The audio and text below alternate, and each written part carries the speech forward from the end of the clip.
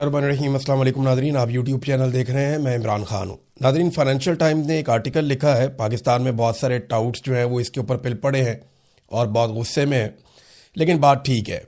ये डिफरेंट लोगों के हवाले से इस आर्टिकल में कुछ चीज़ें बताई गई हैं और जो मेन नुक्ता है वो ये है कि पाकिस्तान सालसी करवाने में मुकम्मल तौर पर कामयाब क्यों नहीं हो पा रहा।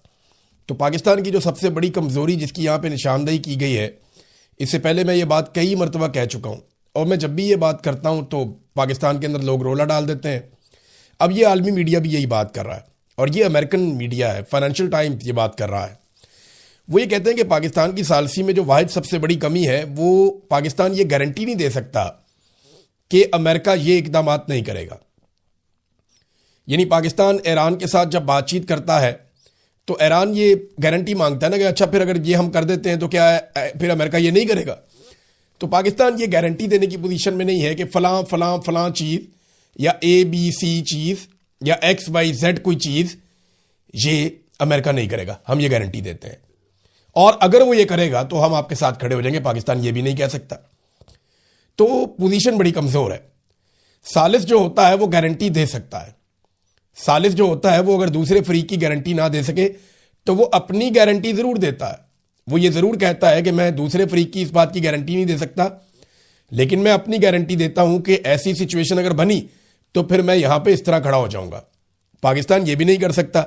तो ना पाकिस्तान अमेरिका की गारंटी दे पाता है और ना अमेरिका के कुछ इकदाम करने की सूरत में अपनी गारंटी दे पाता है ईरान को कि जनाब हम ये करेंगे।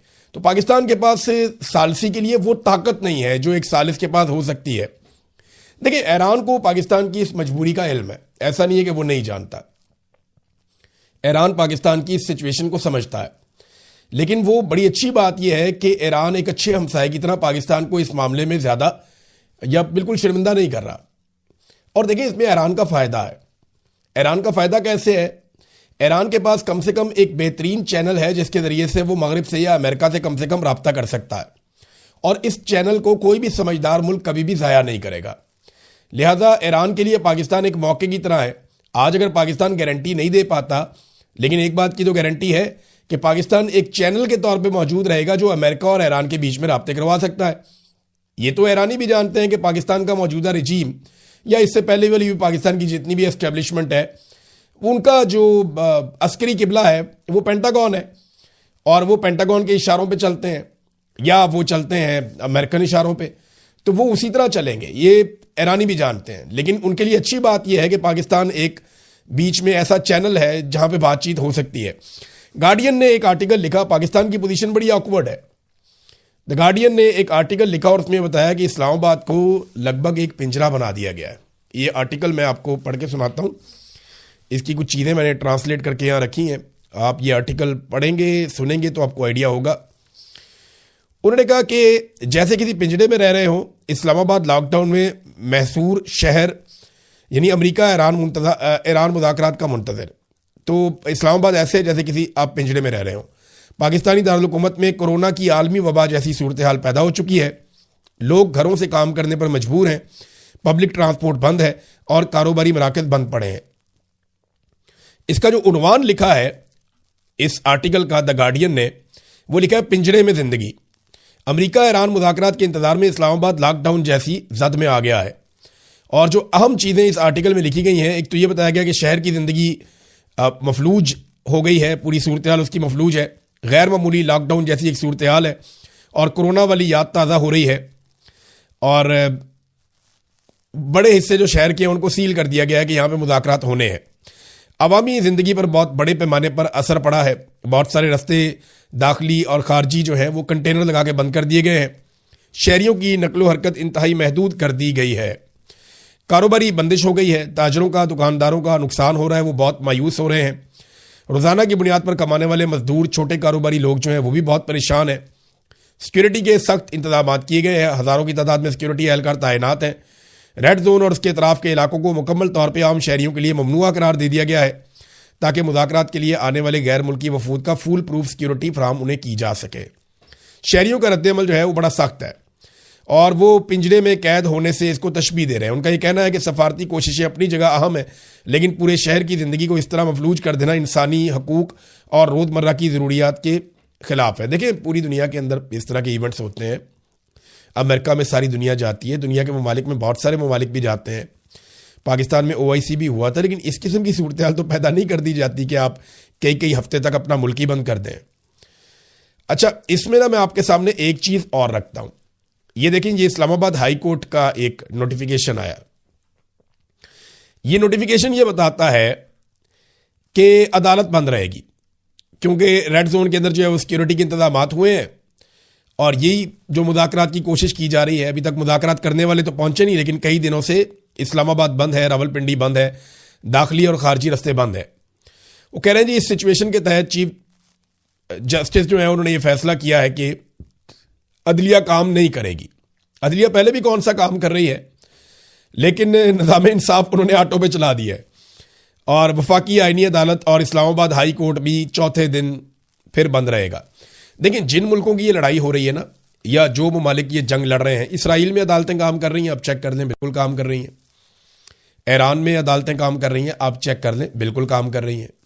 सऊदी अरब में, UAE में यहाँ पे बहुत हमले हुए, बहुत बड़े पैमाने पे यहाँ पे मिसाइल और ड्रोन गए, यहाँ पे अदालतें काम कर रही हैं। तो बहरीन में भी कर रही हैं, कतर में भी कर रही हैं, यहाँ पे भी कर रही हैं। अमेरिका जो इस लड़ाई में सबसे ज़्यादा हथियार चला चुका है, क्या वहाँ पे अदालतें काम कर रही हैं? तो बिल्कुल, अमेरिका में भी अदालतें काम कर रही हैं। और अगर किसी मुल्क में अदालतें काम नहीं कर रही तो वो पाकिस्तान है। आप अंदाज़ा कीजिए कि जो ममालिक लड़ाई में बराह रास्त उतरे हुए हैं, जिन ममालिक में धमाके हो रहे हैं, जो ममालिक मिसाइल चला रहे हैं, जो ममालिक तबाही का शिकार हो चुके हैं, उन ममालिक में अदालतें काम कर रही हैं। और एक मुल्क जो एक टेबल के ऊपर बैठाकर मुज़ाकरात करवाना चाहता है और अभी मुज़ाकरात कार पहुंची भी नहीं, वहां पे लगभग एक हफ्ता होने वाला है, अदालतें बंद हैं। यानी ये किस तरह का इंसाफ है, ये किस तरह का कानून है इस मुल्क में। मुझे अच्छी तरह याद आ गया, एक बरतानवी वज़ीर आज़म चर्चिल का एक स्टेटमेंट था, जब बहुत बुरे हालात थे ना जंग अज़ीम में, तो उसने पूछा अपने लोगों से कि क्या हमारी अदालतें इंसाफ दे रही हैं। कितना ज़बरदस्त सवाल किया था कि अगर हमारी अदालतें इंसाफ देती रहें हमारे शहरियों को, तो हम लड़ाई नहीं हार सकते। तो पाकिस्तान के अंदर तो हालात ये हैं कि अदालतों में इंसाफ नापैद हो चुका है। पाकिस्तान की मिलिट्री एस्टेब्लिशमेंट ने सारी अदालतों को जकड़ के काबू कर लिया। अब अदालत नाम की चीज़ तो पाकिस्तान में रही कोई नहीं है। नाज़रीन, कुछ बड़ी अहम खबरें मैंने आपको देनी है। इसमें एक तो यह है कि नाकाबंदी के बावजूद अब तक एसोसिएटेड प्रेस, ये एक बहुत बड़ी एजेंसी है, न्यूज़ एजेंसी, और इंटरनेशनल लेवल की है, उसने ये दावा किया कि नाकाबंदी से लेकर अब तक 10 मिलियन बैरल तेल खलीज फारस से बाहर निकल गया। अब अमेरिका की नाकाबंदी किस काम की, अगर 10 मिलियन बैरल तेल यहां से निकल गया है। बहरहाल अब यह दावा कर रहा है, एसोसिएटेड प्रेस कर रहा है। इससे पहले अमेरिकन अखबारात ने मजीद दावा भी किया था कि 34 बड़े ऑयल टैंकर्स इस रीजन से बाहर निकल गए हैं और अमेरिका उनको नहीं रोक पाया। अमेरिका ने लबनान में अपने सफारती अमले को फौरी तौर पर निकल जाने के अहकाम जारी किए हैं। इसका मतलब क्या है? देखें, लबनान पे इसराइल अटैक कर रहा था, वहां पे एक आरजी जंगबंदी की गई है और ये ईरान का एक बड़ा मुतालबा था। सीज फायर की खिलाफ वर्जी बार बार हो रही है, दोनों तरफ से हो रही है। और अब ये दावा किया जा रहा है कि, बल्कि ये अहकाम सामने आ गए हैं कि अमेरिका ने लबनान में अपने सफारती अमले को निकल जाने के अहकाम जारी कर दिए हैं। तो इसका मतलब है कि जंगबंदी फिर से खतरे में है और दोबारा जंगबंदी ख़त्म हो सकती है, कम से कम लबनान और इसराइल के मामले में। दूसरी जानिब ट्रंप ने इसराइल को यह बताया, और इसराइल के चैनल 12 उसने ये खबर जारी की है। उन्होंने ये दावा किया कि डोनाल्ड ट्रंप ने ईरान के लिए एतवार तक की एक नई डेडलाइन मुकर्रर कर दी है। वैसे भी BBC पे, बाकी जगहों पे ये चल रहा है कि डोनाल्ड ट्रंप ने 2-3 दिन की बात की है कि इतने दिनों में ईरानी क़यादत आपस में मुतहदा तजावीज़ बनाकर पेश कर दे और जो आपस के अंदर उनके मामला है वो हल कर दे। हालांकि ईरान में ऐसा दिखाई नहीं देता कि आपस में उनका कोई फड्डा है, लेकिन ये दावा डोनाल्ड ट्रंप की जानिब से हमने पहली मरतबा सुना। और अब ये कहा जा रहा है कि डोनाल्ड ट्रंप ने उसके लिए भी एतवार तक की डेडलाइन रखी है, जबकि अमरीकी हथियार बहुत तेज़ी से खित्ते में पहुंच रहे हैं। ये भी आप याद रखिएगा।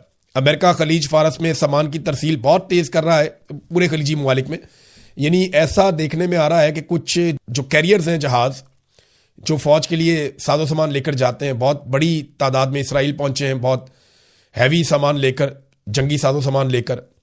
इसके अलावा सऊदी अरब से जहाज़ उड़ते हैं, इसराइल जाते हैं, इसराइल से उड़ते हैं, यूएई आते हैं, यहाँ से उड़ते हैं, वापस यूएई जाते हैं। तो ये सऊदी अरब, यूएई और इसराइल के बीच में बहुत बड़ी आमदोरफ्त एक यहाँ पे इंटरनली भी चल रही है फौजी साजो सामान की। तो अमेरिका रीअलाइन कर रहा है या रीडिज़ाइन कर रहा है अपने जंगी नक्शे को। तो देखते हैं अब वो यहाँ पे किस किस्म की एक नई लड़ाई शुरू करते हैं।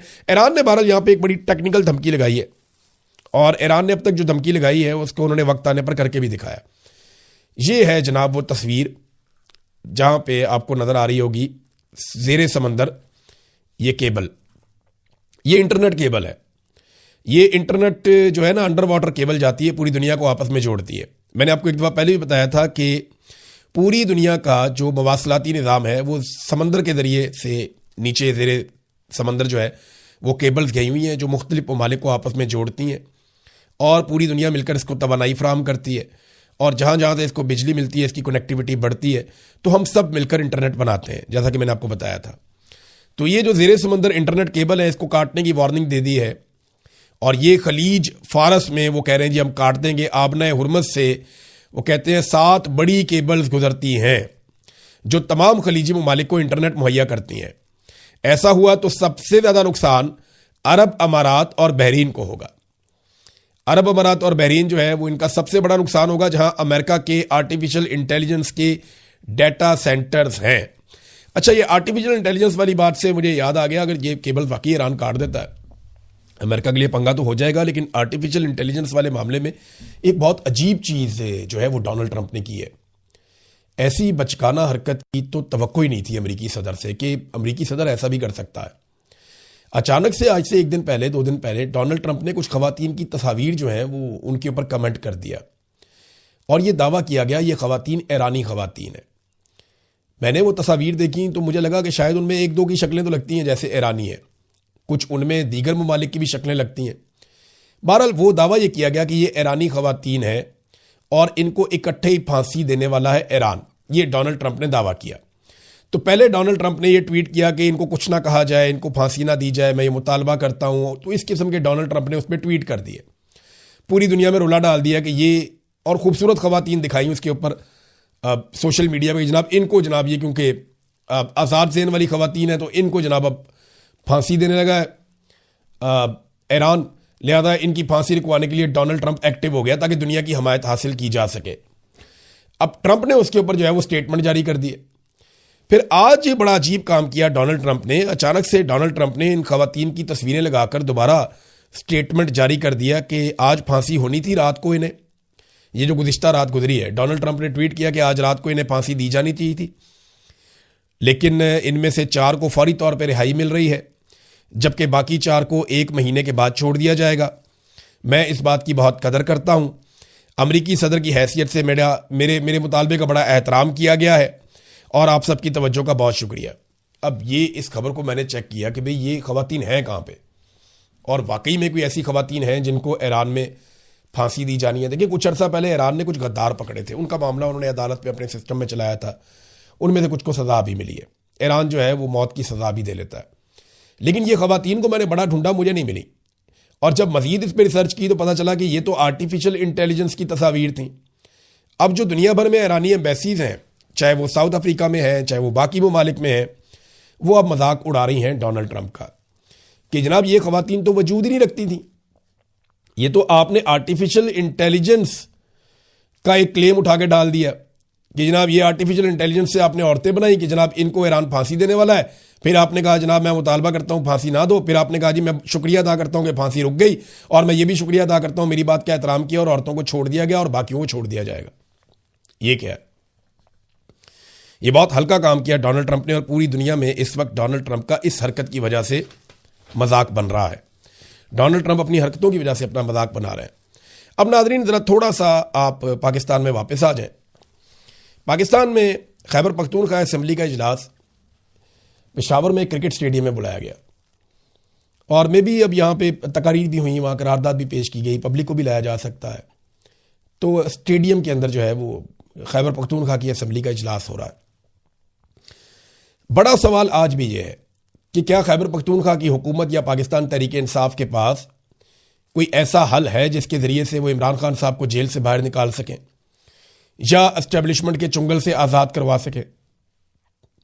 देखिए ये इजलास है, आप बहुत अच्छी तकरीर कर सकते हैं, आप बहुत अच्छी बात कर सकते हैं, आप आवाज़ उठा सकते हैं, लेकिन आपकी आवाज़ सुनी जाए इसके लिए आप ख़ास क्या कर सकते हैं? क्या ये घी सीधी उंगली से निकलेगा? इससे पहले सुहेल अफरीदी ने कहा था कि ये सीधी उंगली से घी नहीं निकलेगा, हमें इसके लिए बहुत बड़ी मूवमेंट बनानी पड़ेगी और नौजवानों की ताकत इस्तेमाल करनी पड़ेगी। तो वो ताकत कहाँ है? कहीं किसी को दिखाई दे रही है? सवाल यह है कि इमरान खान साहब तो इस सिस्टम से लड़ रहे हैं, वो तो एस्टेब्लिशमेंट के खिलाफ जंग कर रहे हैं, जबकि दूसरी जानिब से ऐसे कोई तेवर दिखाई नहीं दे रहे, खासतौर पे उनकी जमात की जानिब से।